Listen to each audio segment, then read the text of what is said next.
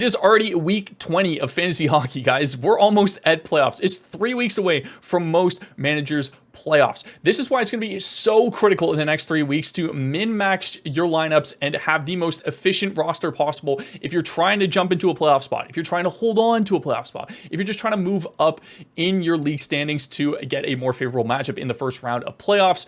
These next 3 to 4 weeks are going to be critical for manager success moving forward. That's why I'm not going to waste any more time, guys. Let's get right into the video. This is your week 20 fantasy hockey preview.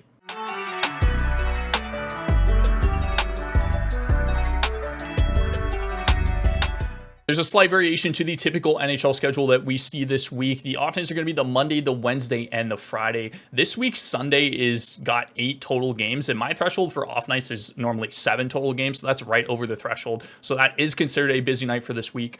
For your best possible options in terms of streamers, you've got the Blackhawks and you've got the Capitals. So one of those teams you're definitely going to want to target, as well as a couple other teams that you could consider. Anyone from the Ducks, the Kings, or the Rangers. And then there is a ton of other teams that play 4 games and only have 1 or no off nights for this week. So a lot of good options there. If you have high-end players from either of these teams, you'll be able to get a lot of those guys for this upcoming week. Moving on to the max schedule, we have the Blackhawks and the Caps. You want to start off with these players on the Monday. This is going to give you essentially 3 off nights, and then you're going to add or drop somebody from either the Stars, the Kings, the Islanders, the Rangers, the Flyers, or the Kraken, which all of these teams have back-to-backs on the Saturday and the Sunday. So that's going to get you a total of 5 games and 3 off nights. And if you can fit, again, players in on the Sunday, even though it does have 8 total games, these guys on listed below are going to be your best options for the Friday and the Saturday, or the Saturday and the Sunday, excuse me, because they both play back-to-backs. The rest schedule, like I said before, is pretty typical out of the NHL, except with the Sunday being one of the busy nights with a total of 8 games.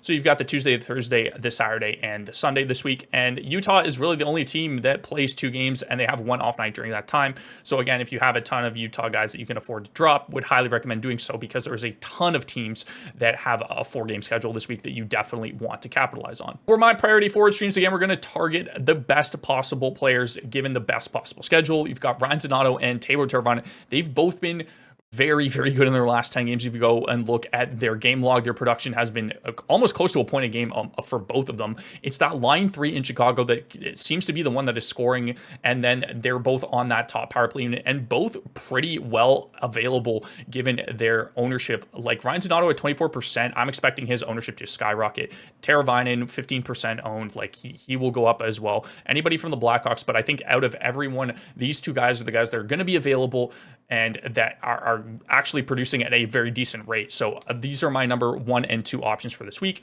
Then you've got a guy like Pierre-Luc Dubois, who has since been moved up to that top power play unit, and he's producing at a pretty decent rate as well. He'll chip in shots, blocks, and hits, and a very solid option at 52% owned. And then Connor McMichael, very similar situation. He doesn't end up on that top power play unit, but again, with Ovi playing both power plays and Jacob Chikrin having a fantastic year, I'm not too concerned with McMichael being on that second unit. It's really not that big of a downside in comparison to what Dubois would add being on that top unit. So McMichael, again, really good production as of late, probably gets you more shot volume, but not as much peripherals in terms of hits and blocks. But again, solid options. And then for those of you that are in super, super deep leagues and want to get to a good quality option, you say you can't get to a Teravainen or a Donato this week, I would recommend Ryan Strome. He's skating on that top line in Anaheim, and his production's been pretty solid as well lately with some decent shot volume. So line 1, power play 1 exposure as well.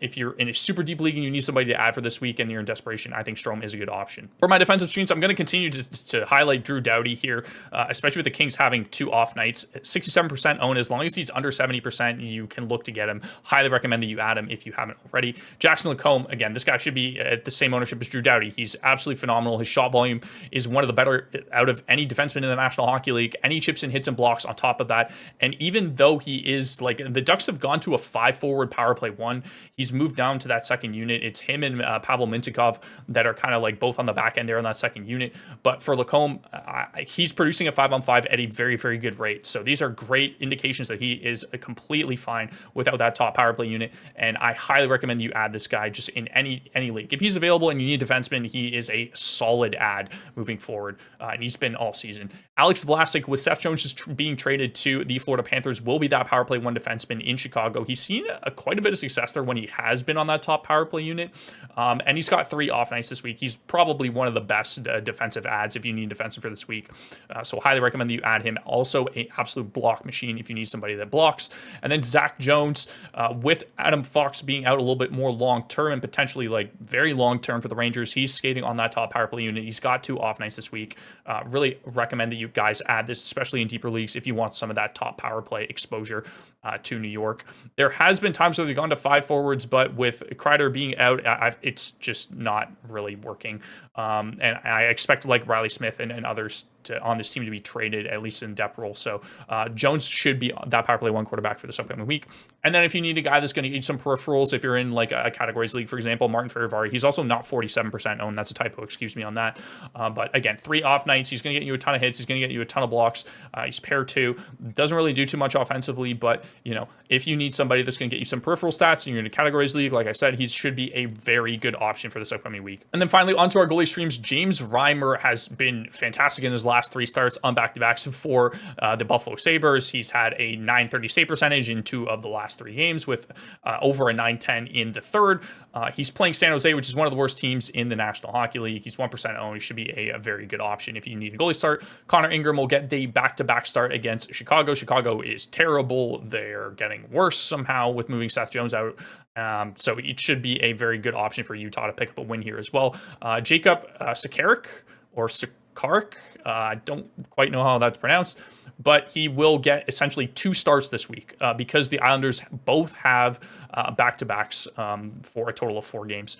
So you're going to get 2 starts out of him. If you're in a volume league, I think it's a good option. If you're in a categories league where you rely on things like save percentage and goals against average to win you the week, I don't know if I really trust Sakarik. Sakarik is 0% owned, so you can just pick him up on those back-to-backs if you want, or just stash him for the week. Up to you guys. And then Eric Comrie, always want to target the Jets. They are the best team in the National Hockey League and have been for the duration of the season.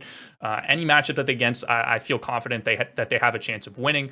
And so whether it's against Philadelphia this week or whether it's an off night against the Devils, I have confidence in the Jets coming out on top in terms of a win. So if you want Eric Comrie for a stream this week, I think he's also a solid option. Guys, that will do for this video. Thank you so much for watching. Leave a like and hit that subscribe button if you enjoyed. I'm going to try and do a couple more live streams as we get closer and closer to fantasy hockey playoffs, so I can go over some questions that you guys might have and things as things kind of start to wind down here in the fantasy hockey season as we get closer and closer to playoffs.